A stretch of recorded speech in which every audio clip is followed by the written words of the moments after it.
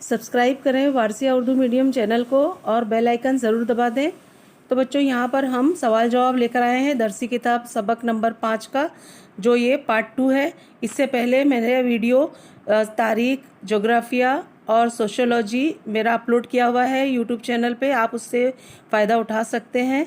सभी दरसी किताब के सवाल जवाब और सबक के साथ है, इसकी वजह से आपको ना डाइजेस्ट खरीदना पड़ेगी, ना ही दरसी किताब की ज़रूरत पड़ेगी।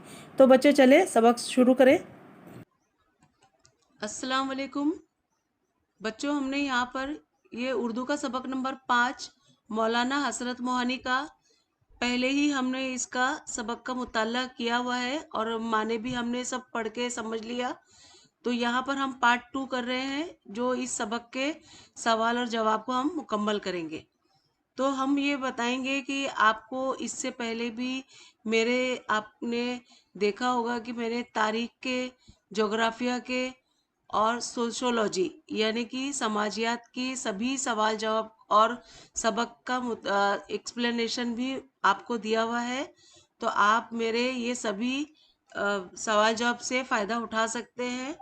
जब भी आपको ज़रूरत हो तो वारसिया उर्दू मीडियम से आपको ये सभी आसानी के साथ दस्तयाब होंगे। आप मेरे चैनल को सब्सक्राइब करेंगे तो ये आपको फ्री में मिलेंगे। तो ये आपकी आसानी के लिए मैं आपको बता रही हूँ कि इससे पहले भी मैंने इन सभी मजमून को अपलोड किया हुआ है। सब आपको यूट्यूब चैनल पे आसानी से दस्तयाब हो सकते हैं। तो चलते हैं बच्चों ये सबक के सवाल जवाब की तरफ। तो पेज नंबर 26 को हम देखेंगे। यहाँ पर देखिए पेज नंबर 26, सबक का बगौर मुताला कीजिए और दी गई सरगर्मियों के हिदायत के मुताबिक मुकम्मल कीजिए। तो यहाँ पे सवाल 5 है, यहाँ पे मैंने दिए हैं 5 के सवालों को मैं पढ़ देती हूँ और इन्हीं के सबके बारी बारी जवाब आपको दूंगी।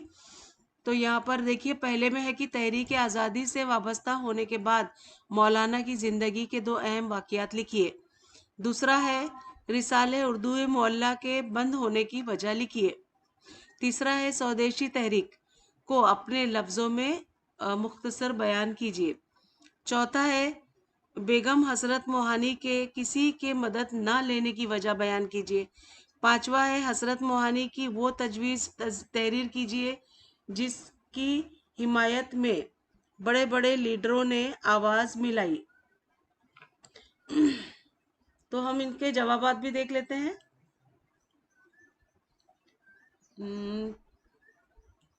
ओके, तो यहाँ पर देखते हैं हम। पहले का है देखिए, अलीगढ़ में जेर तालीम थे तभी मौलाना तहरीक आज़ादी से वाबस्ता हो गए थे। इस जुर्म में 3 बार कॉलेज से निकाले गए। बाद में कॉलेज की हदूद में दाखिला ममनू हो गया तो शहर में किराए का मकान हासिल किया और स्वदेशी तहरीक को फ़रोग देने के लिए स्वदेशी स्टोर खोल लिया। कॉलेज के स्टाफ और तलबा ने इस स्टोर का बायकॉट किया। दूसरा है मौलाना हसरत मोहानी ने तहरीक की हिमायत में एक रिसाला उर्दू मोहल्ला जारी किया था। इस रिसाले में अंग्रेज़ों के जुल्म व सितम के खिलाफ मज़ामीन शाये किए गए थे। रिसाले की बेबाकी और औसाफ गोई की वजह से हुकूमत ने उसे बंद कर दिया। प्रेस भी जब्त कर लिया ताकि मौलाना रिसाला शाये ना कर सके। तीसरा सवाल देखिए कि सामने नजर आतिश किए गए कॉलेज के हदूद में दाखिला ममनू हो गया तो शहर में किराए का मकान। यहाँ से नहीं है जवाब, देखिए ये मैंने मार्क किया हुआ है। तो तीसरे का जवाब सिर्फ यहाँ से है, स्वदेशी तहरीक को फरोग देने के लिए स्वदेशी स्टोर खोल लिया जिसका कॉलेज के स्टाफ और तलबा की तरफ से बायकॉट किया गया। ये तीसरे का जवाब था।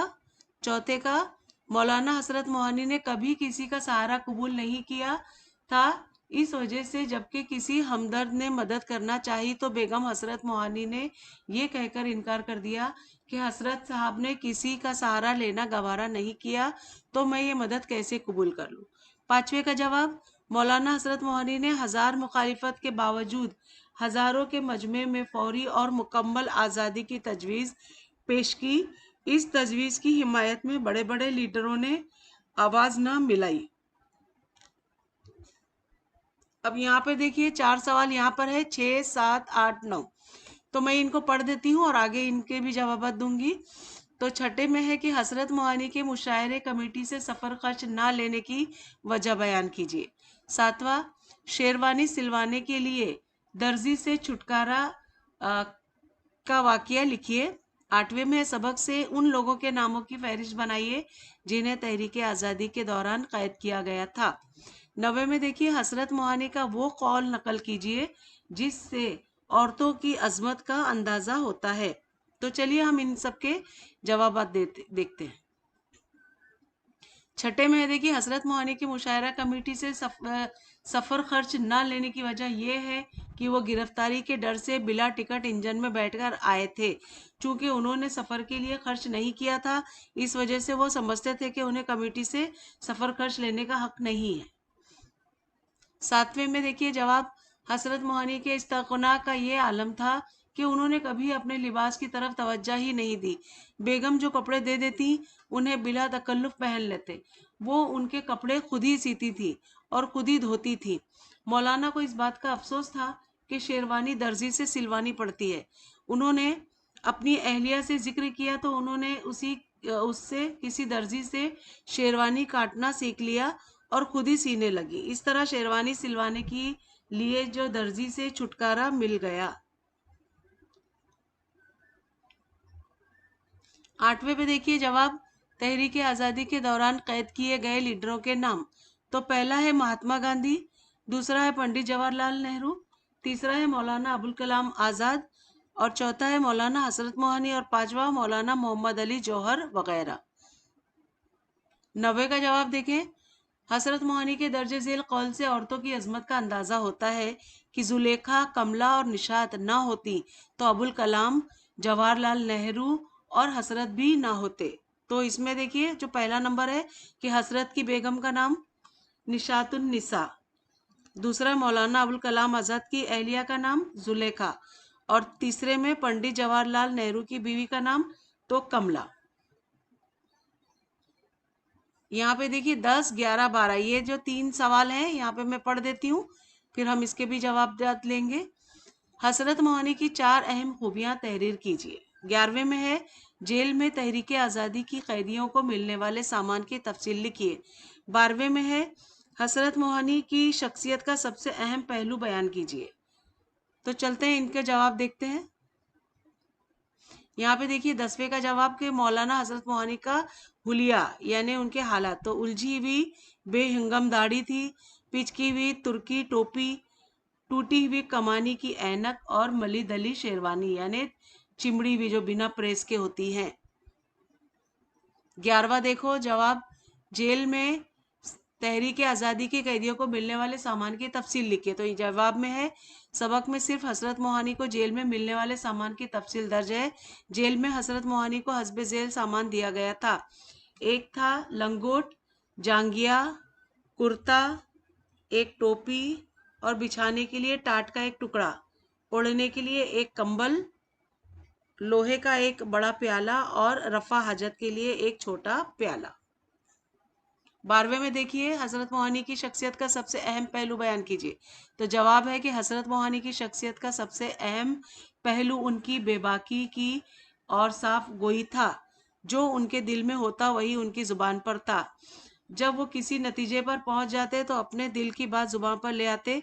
उनके मिजाज में मसलहत से काम लेना नहीं था, हमेशा साफ गोई से काम लेते थे। तो यहाँ पर 12 सवाल के जवाब मुकम्मल हुए और यहाँ पे देखिए अलग से सवाल अब बन रहे हैं। सबक की मदद से मौलाना हसरत मोहानी का खाका लिखिए। तो जवाब है हसरत मोहानी में कई खूबियाँ थीं, वो इंतहाई बेबाक और साफगो थे। दिल की बात जुबां पर लाते हुए उन्हें कोई झिझक नहीं होती थी।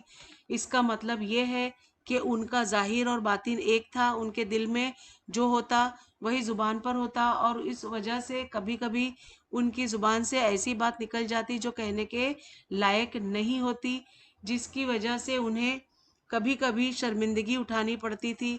दूसरी खूबी उनकी अपने वतन से मोहब्बत होती थी।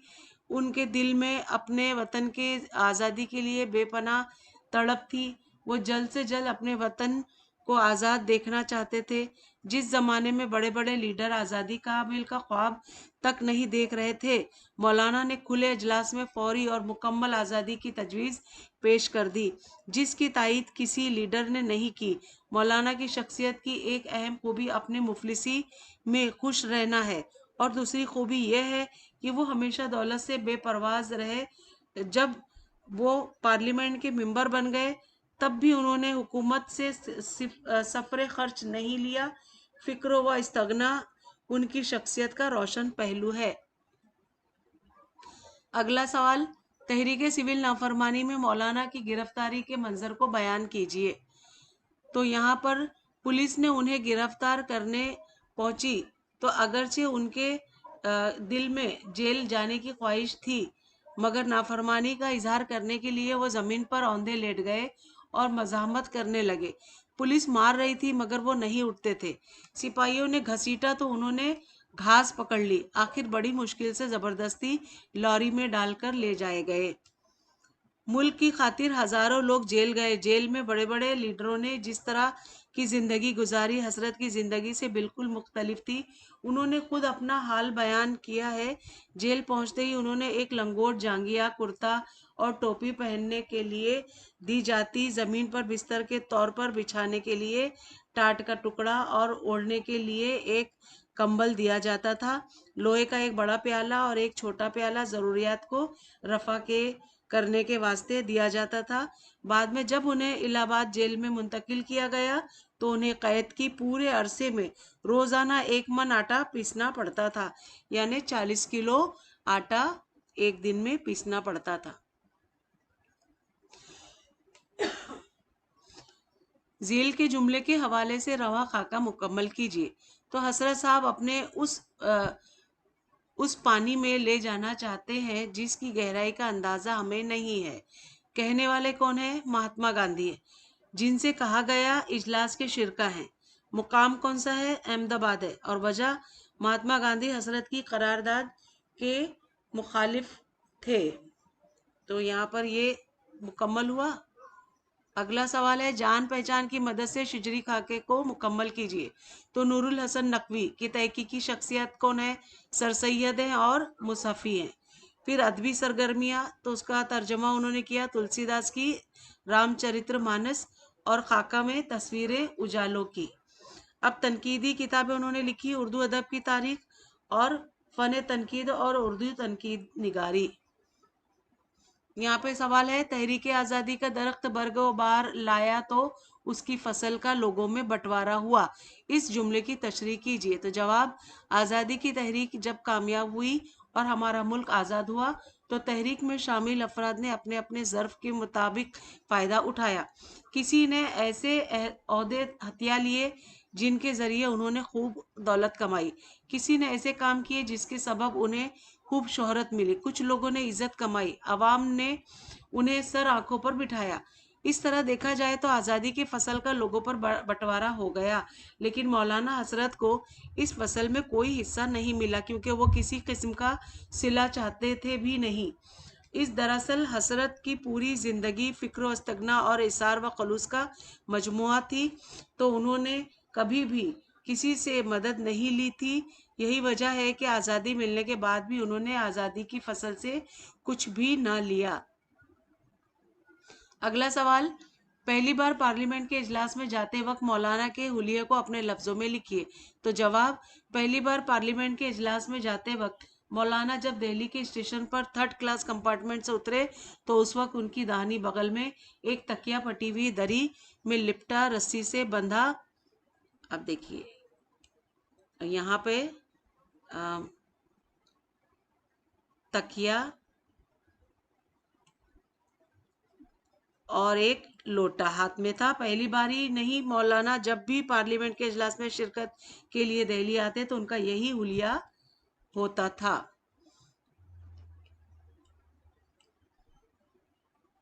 अगला सवाल देखिए, सबक में हिंदी और अंग्रेजी के कुछ अल्फाज आए हैं, उन्हें तलाश करके जदुल में लिखिए।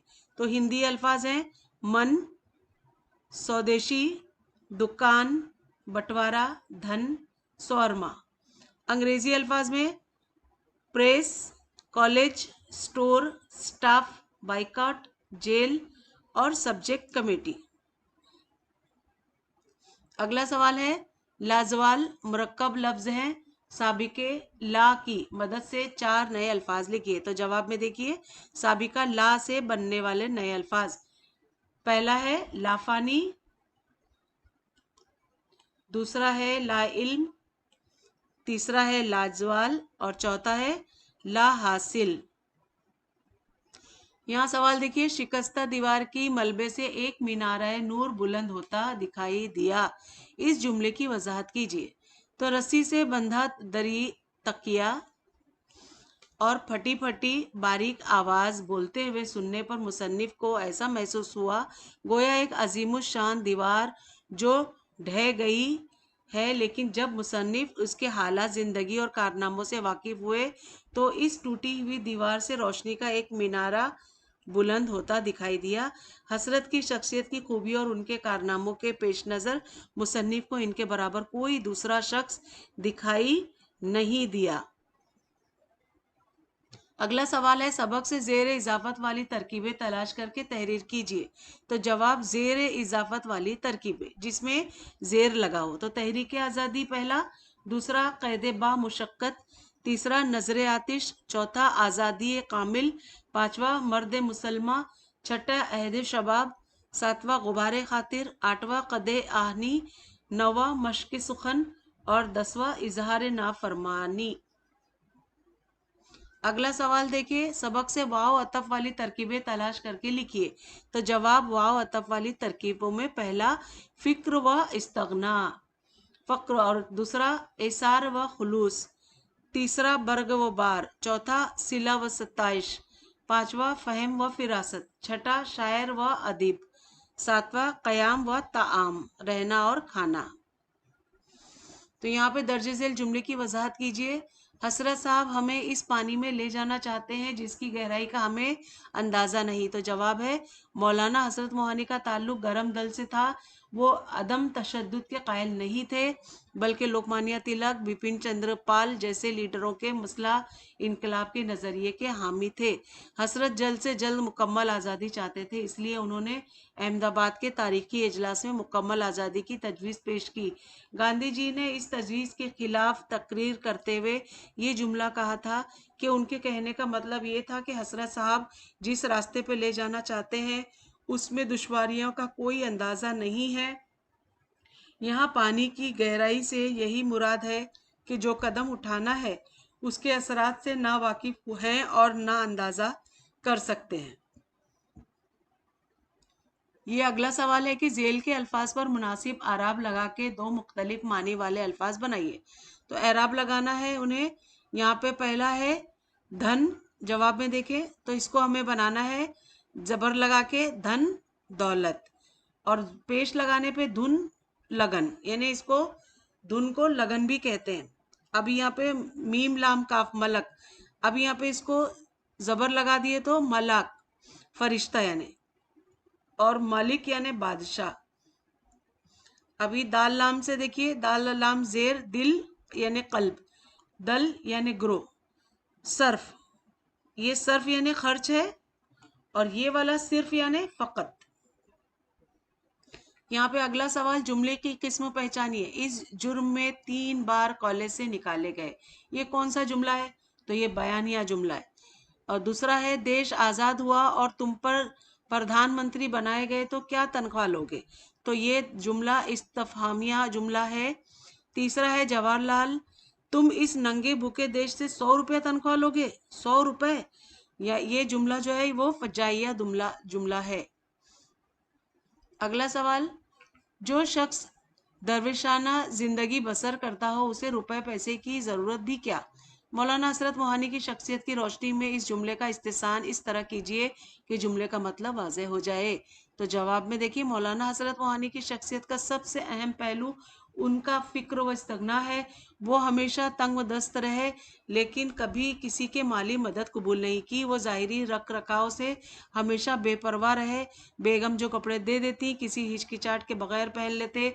उनके हालात कभी ऐसे नहीं रहे कि वो घर में मुलाजिम रख पाते। किराए के जिस मकान में रहते थे उनमें नल तक नहीं था।